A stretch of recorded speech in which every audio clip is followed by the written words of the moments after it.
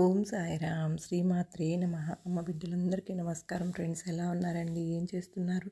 అందరూ బాగున్నారు కదా? అమ్మ దయ వలన అందరూ బాగున్నారని, బాగుండాలని మనస్ఫూర్తిగా అమ్మవారిని కోరుకుంటూ, ఆ అమ్మవారి కరుణా కటాక్షములు మనందరిపైన నిండుగా మెండుగా ఉండాలి అని మనస్ఫూర్తిగా అమ్మను వేడుకుంటూ ఈరోజు వీడియో అయితే స్టార్ట్ చేస్తున్నాను. అమ్మవారు ఈరోజు సందేశం ఏంటి అంటే కనుక, బిడ్డ, ఈ రోజున నీకు అదృష్టాన్ని ప్రసాదిస్తున్నాను. తప్పకుండా నేను చెప్పే ఈ కథ విను. నీ జీవితంలో గొప్ప అదృష్టం అనేది నేను జరిపిస్తాను అని కనకదుర్గమ్మ అమ్మవారు అయితే అంటూ ఉన్నారు. ఫ్రెండ్స్, మరి కనకదుర్గమ్మ అమ్మవారు మనకు ఈరోజు ఏమి చెప్పబోతున్నారు అమ్మ మాటల్లోనే తెలుసుకుందామండి. ప్లీజ్ అండి, ఎవరైనా కొత్తగా కనుక మన ఛానల్ చూస్తూ ఉన్నట్టయితే ప్లీజ్ తప్పకుండా సబ్స్క్రైబ్ చేసుకుని, మీకు వీడియో నచ్చినట్లయితే చిన్న లైక్ ఇచ్చి సపోర్ట్ చేయండి. అలాగే ఈరోజు కొంతమందికి మిత్రులకు షేర్ చేస్తారు కదా.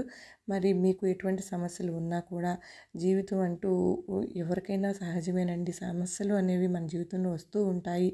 ఎటువంటి సమస్యకైనా సరే అమ్మ మనకు ఒక ఖచ్చితమైనటువంటి పరిష్కారం అనేది చూపిస్తుంది అనే నమ్మకం మనందరికీ ఉన్నది.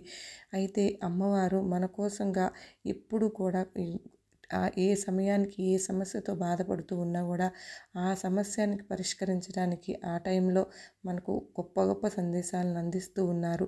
ఇవన్నీ కూడా నాకు ఎంతగానో సంతోషాన్ని కలిగిస్తూ ఉన్నాయి. మీ అందరితో పంచుకుంటున్నందుకు చాలామంది కూడా, అక్క మీరు చెప్పే సందేశాలు మా జీవితాలకు ఎంతగానో ఉపయోగపడుతున్నాయి అక్క, మీరు చెప్తూ ఉంటే మాకు అమ్మవారే వచ్చి చెప్తున్నట్లు అనిపిస్తూ ఉంది అని ఈ చక్కని కథను కూడా మనం విని మనం అమ్మవారి మాటల్లో తెలుసుకుందాం. ఫ్రెండ్స్, ఒక ఊర్లో నుండి కొత్తగా ఒక జంటకు పెళ్ళయిందండి. ఆమె పాపం పెళ్ళైన 6 నెలలకే అతని యొక్క భర్త అనే అతను చనిపోతారనమాట. ఆమె విధవరాలు అయిపోతుంది కనుక అప్పటికే ఆమె కడుపుతో ఉండటం వల్ల ఇక అందరూ ఆమెని, ఊర్లో వాళ్ళందరూ కానీ, బంధువులు కానీ చాలా దురదృష్టవంతురాలు, నష్టజాతకురాలు అని వాళ్ళు ఇష్టం వచ్చినట్టుగా వాళ్ళకు ఏదో ఒకటి అంటూ ఉంటారండి. అలాగే వాళ్ళకు తెలిసిన వాళ్ళు కూడా ఆమెను మాటలతో ఆమెను చాలా తిడుతూనే ఉంటారు. వాళ్ళ చుట్టాలు అయినా కానీ అందరూ కూడా ఆమె దగ్గర ఉన్న డబ్బులన్నీ తీసేసుకుని ఆమెను ఒంటరిదాన్ని చేసి ఆమెను బయటకు గెంటేస్తారు. ఫ్రెండ్స్, అయినా సరే ఆమె చనిపోదామని అనుకుంటుంది అప్పుడు. కానీ కడుపుతో ఉన్న బిడ్డ పుట్టిన తర్వాత అయినా సరే నా అదృష్టం ఏమైనా మారుతుందేమో, దేవుడు బిడ్డని కడుపులో ఇచ్చారు కదా కనుక ఆ బిడ్డను పెంచుకుంటాను అని మనసులో దృఢంగా సంకల్పం అనేది పెంచుకుని ఆమె ఇక్కడ పనిచేస్తూ ఎంతో కొంత సంపాదించుకుని అలా జీవితం గడుపుతూ ఒక పిల్లవాడికి జన్మనిస్తుంది. ఆ పిల్లవాడు పుట్టి 5 సంవత్సరాలు అయిన తర్వాత ఆ పిల్లవాడు పెద్దవాడు అవుతూ ఉంటాడు. ఆ పిల్లవాడు ఎప్పుడూ కూడా వాళ్ళ చుట్టుపక్కల ఉన్న వాళ్ళతో ఆడుకుని వస్తూ ఉంటాడు. పిల్లవాడిని అంత అర్థమవుతూ ఉంటుంది, మా ఇంట్లో తినడానికి సరిగ్గా లేదు, మాకు అందరూ కూడా మంచిగా ఉన్నవాళ్ళు మాతో లేరు అని చెప్పి, ఫ్రెండ్స్ ఉన్నవారు అయితే చాలా బాగున్నారని అర్థమవుతుంది. అతను వాళ్ళ అమ్మని అడుగుతాడు, అమ్మ మనకే ఎందుకు ఇలా అవుతుంది, మనకు తినడానికి కూడా తిండి లేదు, మా ఫ్రెండ్స్ అందరూ కూడా అందరూ ఆడుకునే వాళ్ళందరి దగ్గర మంచి మంచి డబ్బులు మంచిగా తింటున్నారు, మంచి బట్టలు వేసుకుంటున్నారు, మంచి ఇంట్లో ఉంటున్నారు, నేను మాత్రమే ఇలా ఎందుకు ఉంటున్నాను అమ్మ అని వాళ్ళ అమ్మని అడుగుతాడు. ఫ్రెండ్స్, వాళ్ళ అమ్మ, దేవుడికి మన మీద దయలేదు బాబు, మనము కటిక పేదరికంలో ఉన్నాము, మనము దురదృష్టవంతులము అని చెప్తుంది. అయితే దేవుడు ఎక్కడ ఉంటాడో చెప్పు అమ్మా అని వాళ్ళ అమ్మని అలా బ్రతిమలాడుతూ ఉంటాడు. అయితే ఆమెకు ఏం చెప్పాలో తెలియక అడవిలో ఉంటాడు నాన్న అని చెప్పి అక్కడ నుంచి మాట దాటవేస్తుంది. ఆ తర్వాత పొద్దున్నే వాళ్ళ అమ్మ పనికి వెళ్ళిపోయిన తర్వాత ఆ బాబు అడవిలోకి వెళ్తాడు. ఫ్రెండ్స్, అడవిలోకి అలా నడుచుకుంటూ వెళ్ళి తిరిగి ఎక్కడ దేవుడు కనిపించక అతని కళ్ళు తిరిగి కింద పడిపోతాడు. అప్పుడే విష్ణులోకం నుంచి విష్ణుమూర్తి, లక్ష్మీదేవి ఇద్దరు కూడా అలా విహారం చేస్తూ ఉండగా ఆ బిడ్డను లక్ష్మీదేవి చూసి ఈ చెంటి పిల్లవాడు ఎందుకో పడిపోయాడు అని చెప్పి, అతను ఎవరో ఏంటో మనం తెలుసుకుందామని వాళ్ళిద్దరూ అతని దగ్గరికి వచ్చి, అప్పుడు విష్ణుమూర్తి చెప్తాడు, ఇతను చాలా దరిద్రుడు, ఇతనికి మనం ఎంత సహాయం చేసినా కూడా అది అతనికి లభించదు, ఇంతటి దరిద్రంలో అతను ఉన్నాడు అని చెప్తారు. అయినా సరే ఈ చిన్న పిల్లవాడు కదండి అని లక్ష్మీదేవి అమ్మ వాత్సల్యంతో ప్రేమతో ఆ పిల్లవాడికి స్పృహ అనేది తెప్పిస్తుంది.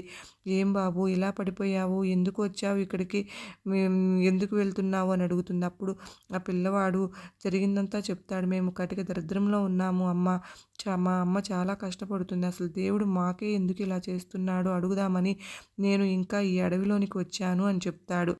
ఇప్పుడు విష్ణుమూర్తి, లక్ష్మీదేవి ఇద్దరూ కూడా మారువేషంలో అక్కడికి వస్తారు కదా!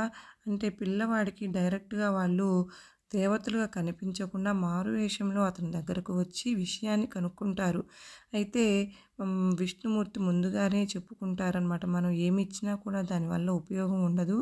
ఆ పిల్లవానికి అని చెప్పినా కూడా లక్ష్మీదేవి ప్రేమతో అంటే పుత్ర వాత్సల్యంతో అమ్మ కదండీ! ప్రేమతో ఏదో ఒకటి చేయాలి అని పట్టుబడితే అప్పుడు ఒక నగను తీసి వజ్రాల నగను తీసి ఆ పిల్లవాడికి ఇస్తారు.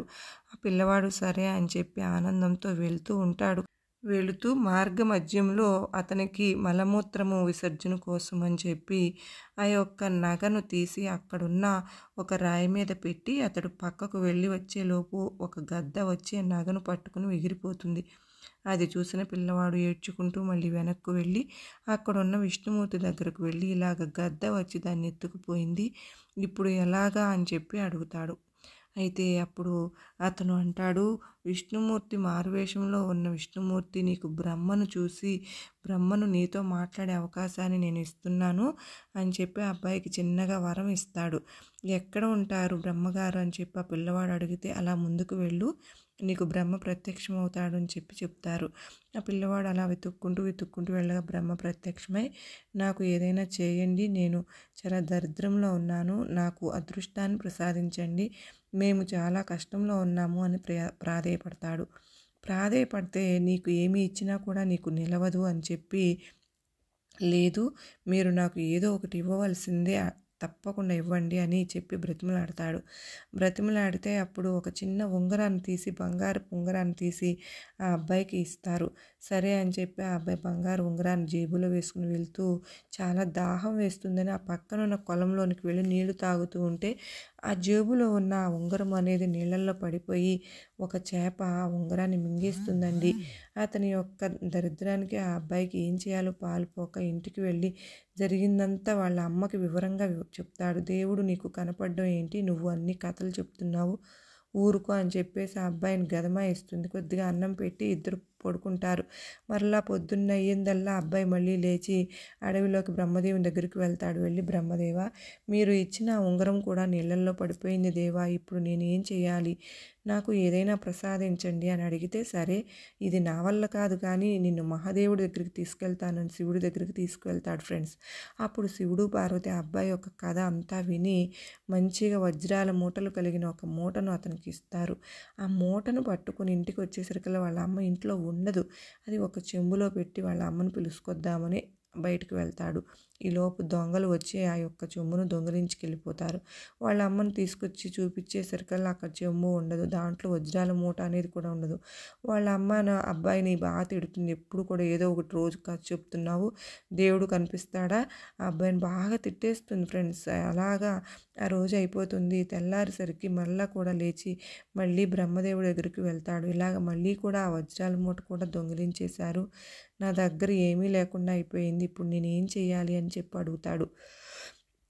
అప్పుడు బ్రహ్మదేవుడు ఈ విధంగా చెప్తారు, మీ దగ్గరలో ఉన్న శివాలయానికి వెళ్ళి రోజు కూడా అక్కడ శివుడిని ప్రార్థిస్తూ ఉండు, తప్పకుండా నీకు మంచి జరుగుతుంది అని చెప్తాడు ఫ్రెండ్స్. అలాగే ఆ అబ్బాయి రోజు కూడా శివాలయానికి వెళ్తూ ఉంటాడు. అక్కడ అదృష్ట దేవత అనేది రోజు కూడా ఆ గుడికి వస్తూ ఉంటుంది.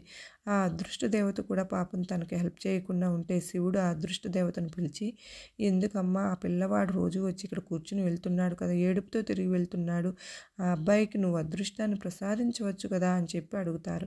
మీరందరూ చేయలేనిది నేనేం చేస్తాను అంటే, లేదు దురదృష్టవంతుడిని అదృష్టవంతుడిగా మార్చే శక్తి నీ యొక్క అదృష్ట దేవతకే ఉంది కనుక ఆ అబ్బాయికి అదృష్టాన్ని ప్రసాదించమని చెప్పి శివయ్య కూడా ఆ అదృష్ట దేవతకి చెప్తారు ఫ్రెండ్స్. అప్పుడు ఆ అమ్మవారు బంగారు ఒక చక్కగా పక్కన ఇస్తుంది. ఆ బంగారు నాణ్యాలను పట్టుకుని ఇంటికి వెళ్తూ ఉంటే ఆ పక్కన పెడతాడండి. ఆ చిన్నారి బంగారు నాణాన్ని ఆ అబ్బాయికి ప్రసాదించడం వల్ల, అంటే ఆ అబ్బాయి గుడిలో కూర్చుని ఉండగా పక్కన పెడుతుంది. ఆ బంగారు నాణాన్ని పట్టుకుని ఇంటికి వెళ్ళి వాళ్ళ అమ్మకు చూపిస్తాడు. వాళ్ళ అమ్మ చిన్న వ్యాపారం మొదలు పెట్టుకుందాం నాయన, ఆ డబ్బులతో చేపల వ్యాపారం మొదలు పెడితే ఆ చేపలు తీసుకొచ్చి కోసినప్పుడు ఆ చేప కడుపులో బంగారు ఉంగరం కనిపిస్తుంది, ఇదే అమ్మ నాకు బ్రహ్మదేవుడు ఇచ్చిన ఉంగరము అని చెప్పి చెప్తాడు.